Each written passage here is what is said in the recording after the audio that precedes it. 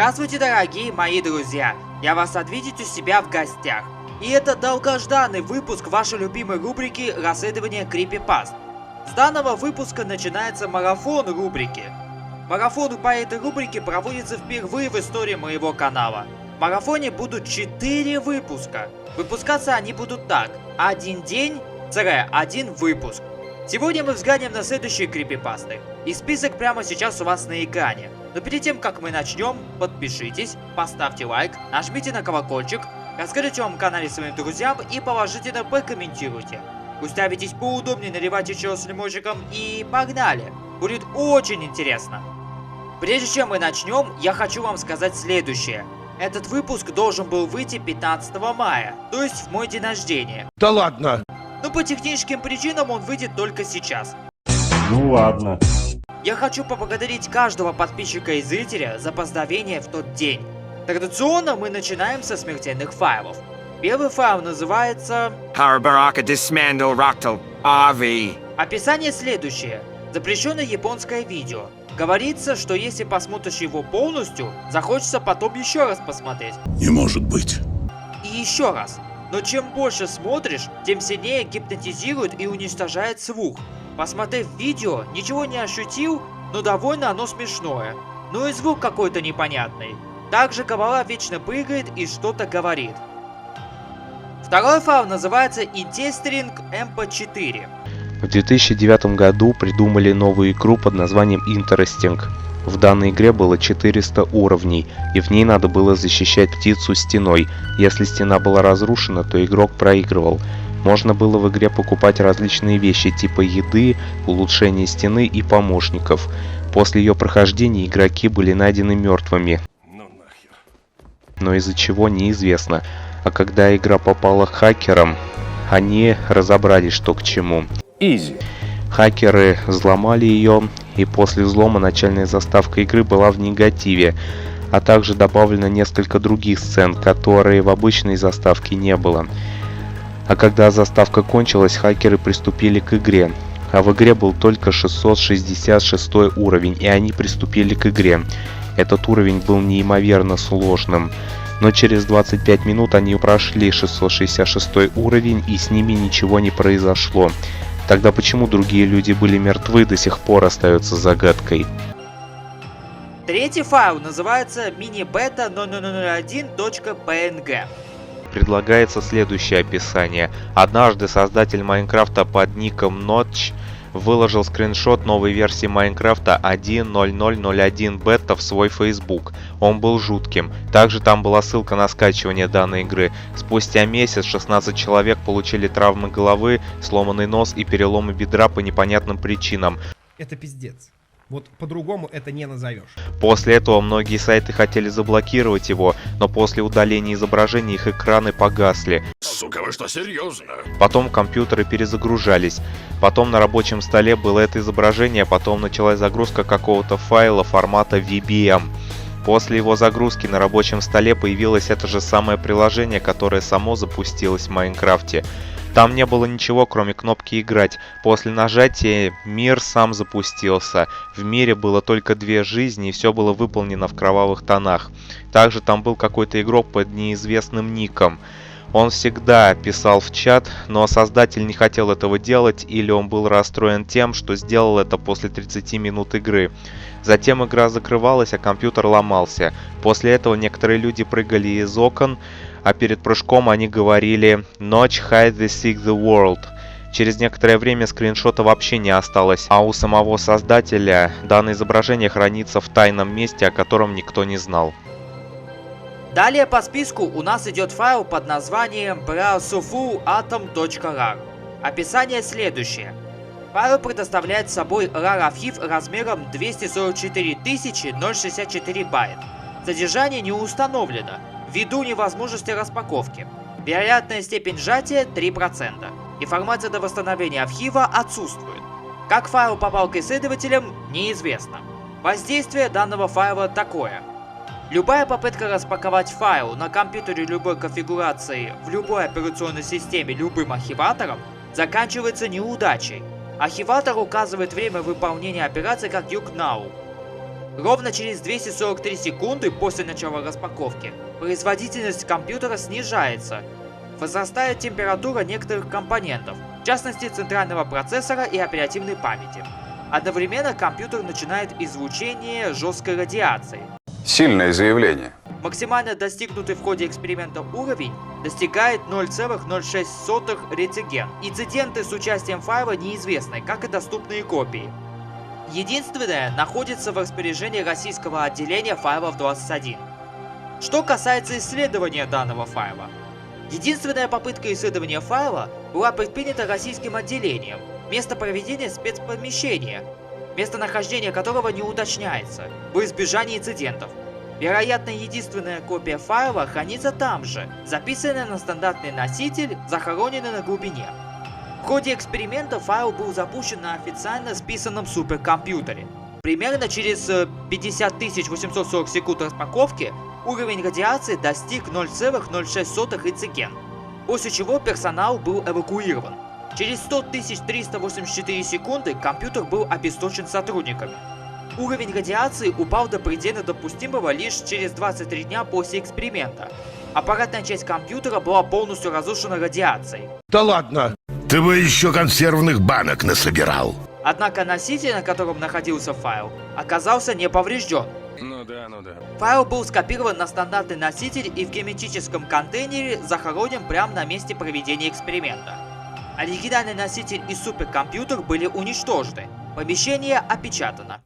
Из-за высокого риска дальнейшие исследования не проводились. Место проведения эксперимента и хранения файла тщательно опечатано и засекречено. Распространение файла не установлено. Что касается расследования данного файла. Файл удалось найти с довольно большим трудом в истории на Баракопедии, на первый взгляд никак не связанный с этим архивом.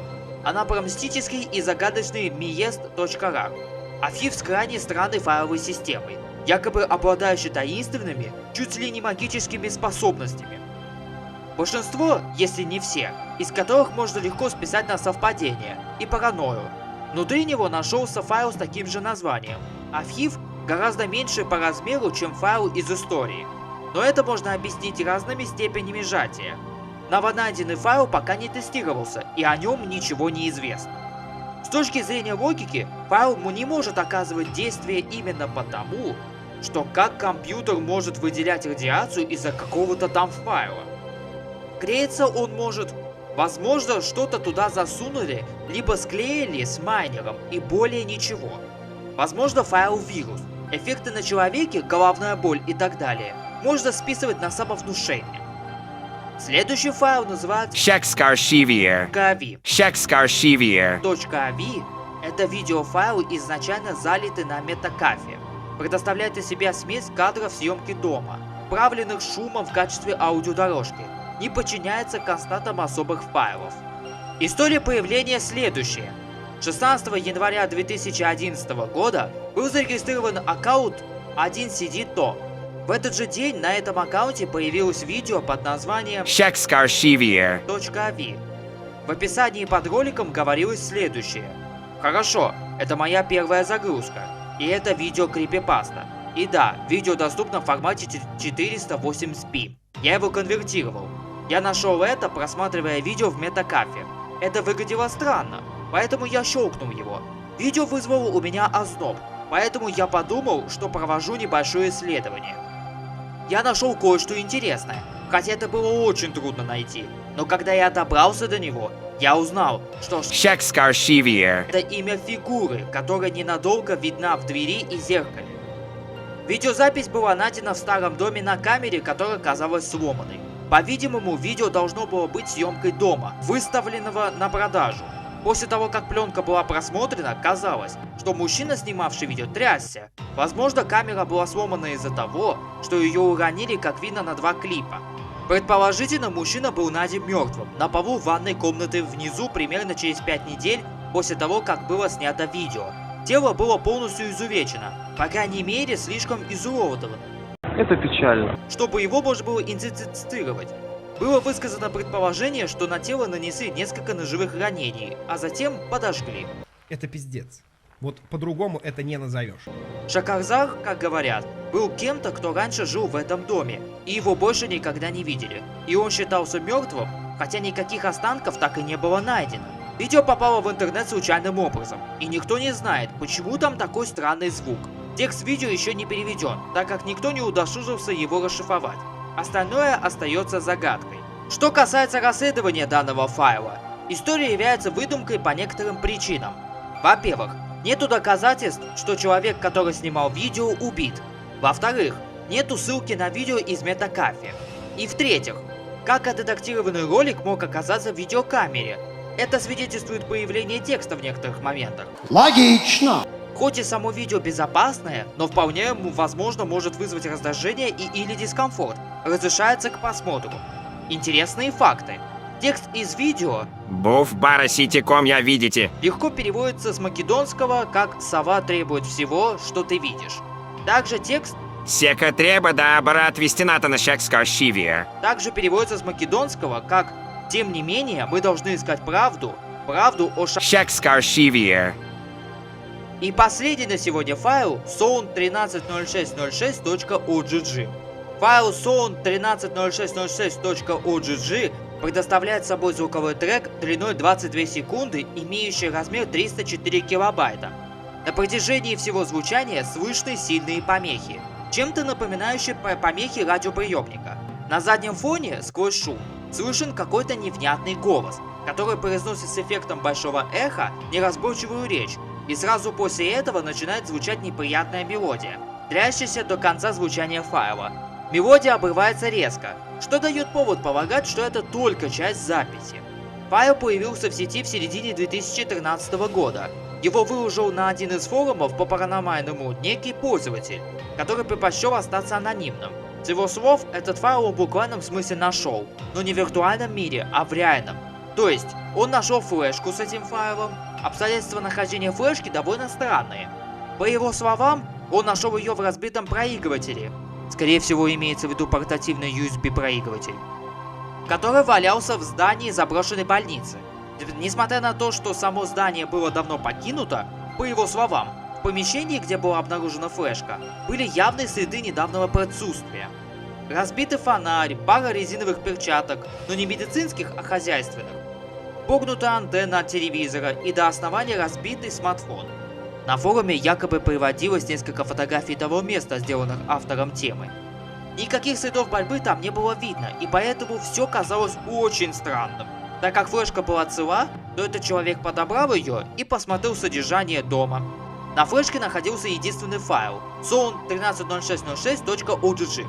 После прослушивания звука, опять со слов данного пользователя сети, его стали мучить очень яркие кошмарные сны, в которых он видел некое темное помещение, холл, в дальнем конце которого была дверь, через нижнюю щель которой прорезался алый свет. Во сне он приближался к этой двери, но за несколько шагов до нее дверь распахивалась, и в ее проеме возникал чей-то силуэт. Но чей он не успевал разглядеть, так как всегда просыпался в этом моменте от жуткого страха. Кошмары его мучили уже неделю, и он выложил файл в надежде, что кто-то сможет ему помочь. Более 20 пользователей этого форума прослушали файл и дали свои советы, поделились мнениями. Но автор темы, выложивший этот файл, исчез навсегда, а через 6 дней загадочным образом исчез и весь форум. Адрес, по которому он был доступен, выдавал всего лишь ошибку доступа. Неизвестно, что стало со всеми участниками, их было там порядка 50 человек. Но администраторы, также являющиеся модераторами несколько иных проектов, также исчезли из сети. Что с ними произошло в реальной жизни, неизвестно. Однако сам файл был выложен на файлообмене и никуда не исчез. Он довольно стал быстро распространяться в сети, сея ночные кошмары. Далеко не все их связывали с этим файлом. И загадочные исчезновения пользователей.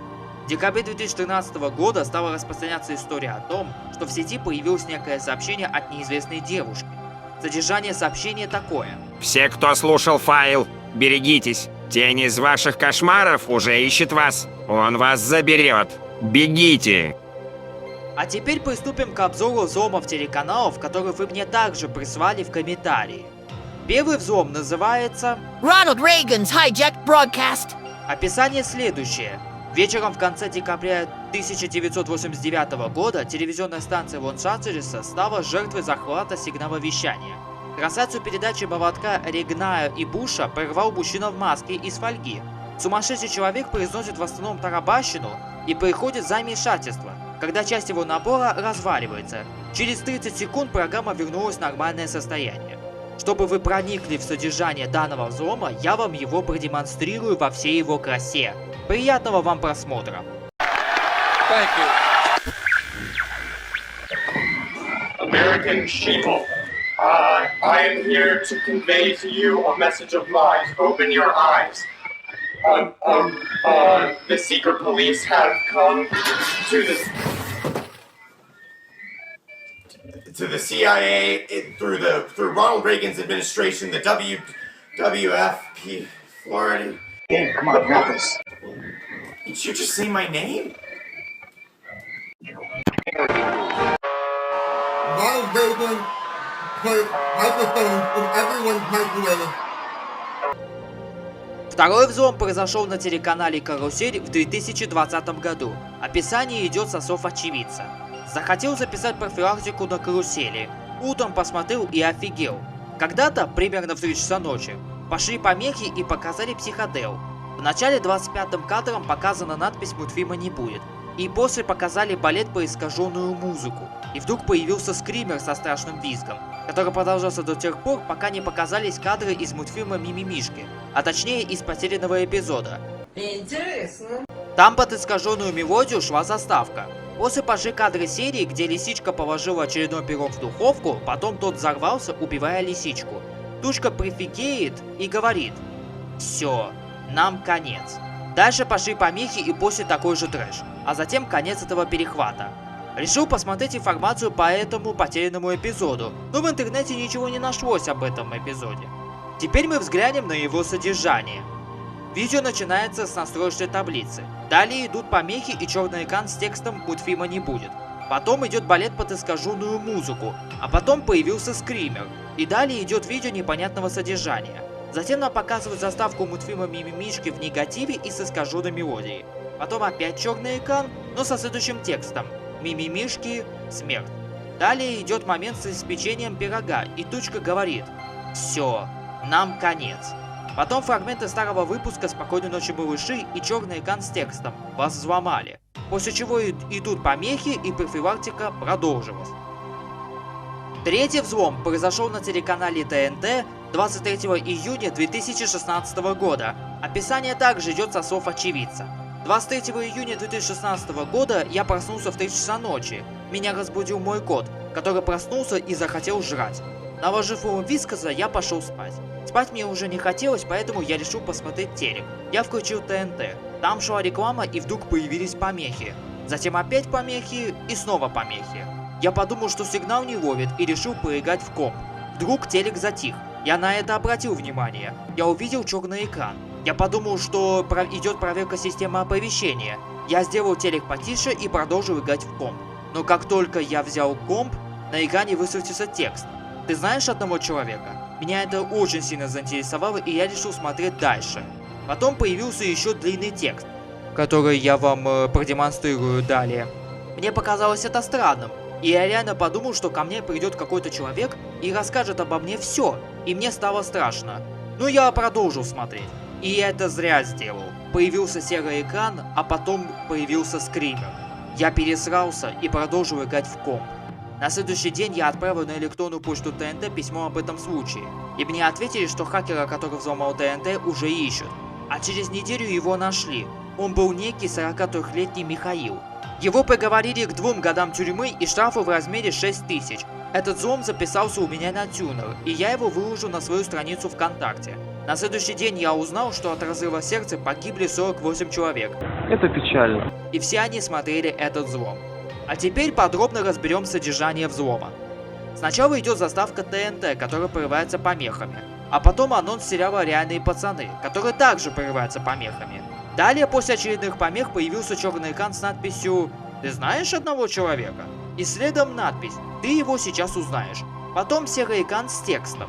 Этот человек знает о тебе все. Он придет к тебе и расскажет все о тебе. Даже то, что ты не знаешь о себе. Ну, ты это узнаешь. Ну, будь осторожен. Тот, кто видел улыбку этого человека, тот сходил с ума, а потом просто пропадал. Даже если он засмеется без улыбки, это может привести к рвоте и боли. Сам лучше попробуй сделать его грустным.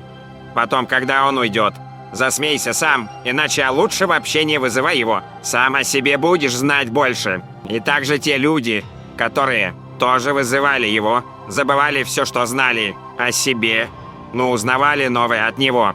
После чего появляется скример, и эфир вернулся в обыденное состояние. Следующий взлом произошел на телеканале РЕН-ТВ 28 марта 2021 года. Описание также идет со слов очевидца. Это был обычный день. Мой дед смотрел РЕН-ТВ, а я чистил зубы и готовился спать. Когда я пошел спать, моему деду стало плохо. Мы вызвали скорую. С дедом все в порядке сейчас. Я думал, от чего ему стало плохо? Я решил посмотреть запись, что было на момент, когда ему было плохо. Сначала началась не пойми откуда профилактика, потом пошли помехи и появилось видео непонятного содержания. Все буквы были какими-то иероглифами. Гениально. Это было странно. В этом видео показывались инопланетяне. Это было очень странно, ведь как РЕН-ТВ вообще могут взломать? Хотя понятно, что по РЕН-ТВ в последнее время показывают исключительно инопланетян. Логично. Не правда ли? Но даже это может значить, что потом все вернулось как обычно. Пройдемся по содержанию взлома. Начинается взлом с репортажа. Потом показали настойчивую таблицу и следом идут помехи. После чего идет видеоролик, содержащий инопланетян, иероглифы, космонавтов на Луне, пустыню и другие кадры. Затем помехи и вновь настойчивая таблица. И эфир продолжился как обычно. Далее по списку идет взлом, который произошел на телеканале Nickelodeon 12 ноября 2003 года. Подобной информации об этом взломе, к сожалению, нету, поэтому сразу же разберем его содержание. Начинается видео с кадра из мультфильма «Губка Боб. Квадратные штаны». Кадр я вставлять не буду, так как правообладатель может заявить на это видео.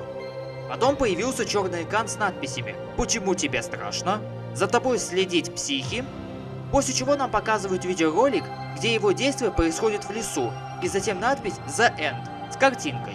На этом взлом и заканчивается. Очередной взлом, который произошел на телеканале Мульт 24 апреля 2017 года. Подробной информации об этом взломе также нету, поэтому также разберем его содержание. Начинается видео с мультфильма «Барбоскины». Сюда я его вставлять не буду, сами понимаете по какой причине. Затем появляется настроечная таблица и начинается другой ролик. В нем демонстрируется что-то похожее на гипнотическое, затем какое-то непонятное существо. Потом помехи, потом видеоряд, связанный с котом, при этом он весь идет в красном фильтре. После настроечная таблица и эфир возвращается в норму. Следом идет взлом, который произошел на телеканале ТВ3 14 ноября 2017 года. Подобной информации об этом взломе также нет, поэтому мы сразу же разберем его содержание. Начинается взлом с передачи «Не ври мне». Затем идет настойчивая таблица, следом черный экран с текстом «Конец близок», далее картинка игры, которая мне не знакома, и видеоряд с различным содержанием. Ну а потом появляется Соник в страшном виде, и текст на черном фоне «Мы все обречены». Затем идут скримеры из видео CSP-450, и эфир возвращается в обыденное состояние.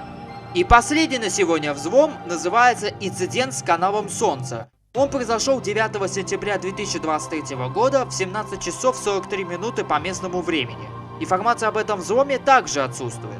По содержанию взлома я понял, что он больше смешной, чем пугающий. Да ладно! И я вам с удовольствием продемонстрирую его содержание. Мы дарим вам лучшее, что у нас есть. Новый семейный канал Disney.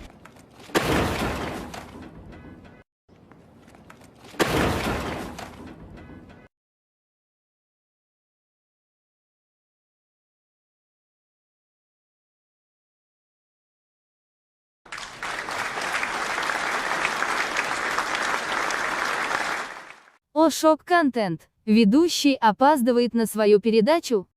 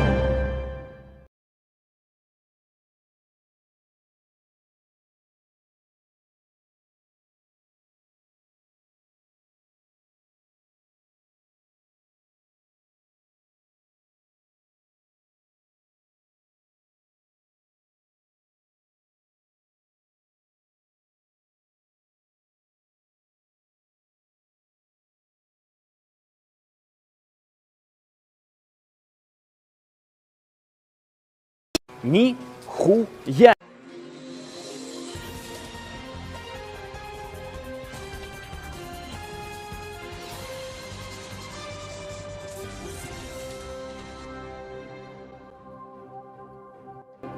Здравствуйте, в эфире новости.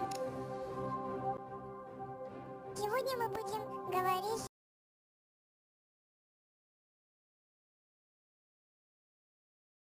На этом выпуск подошел к концу, а марафон рубрики только начался. На канале еще 3 дня будут выходить выпуски. Вот как-то так. А на этой чудесной и классной ноте я каждому из вас говорю огромное спасибо за просмотр данного видео. Слушайтесь маму, мойте руки с мылом и будьте самыми клевыми, а значит оставайтесь сами собой. Ставьте лайки, подписывайтесь на канал, нажимайте на колокольчик. Рассказывайте о моем канале своим друзьям, делитесь эти видео в других социальных сетях. Не забудьте также подписаться на мои Play и Live каналы. Там тоже выходит крутой и интересный контент. Также не забывайте подписываться на мои другие социальные сети. Telegram, Discord, VK, Steam и другие. И по желанию поддержать канал денежкой. Все ссылки в описании. На этом я заканчиваю. Всем пока. Спасибо за внимание.